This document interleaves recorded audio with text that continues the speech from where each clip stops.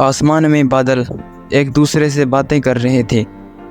तभी एक बादल ने दूसरे बादल से पूछा, क्या तुमने कभी सोचा है अगर हम कई वर्षों तक पानी ना बरसाएं तो क्या होगा इस धरती का और इस धरती पर रहने वाले लोगों का।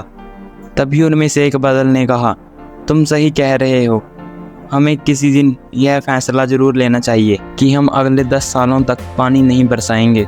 तभी उनमें से एक और बादल ने कहा, किसी और दिन क्यों फैसला लेना है, आज ही फैसला ले लेते हैं कि हम अगले 10 सालों तक पानी नहीं बरसाएंगे। अब बादलों की ये बात सुनकर किसान लोग परेशान हो गए और बहुत से किसानों ने अपना हल और खेती का सामान पैक करके रख दिया।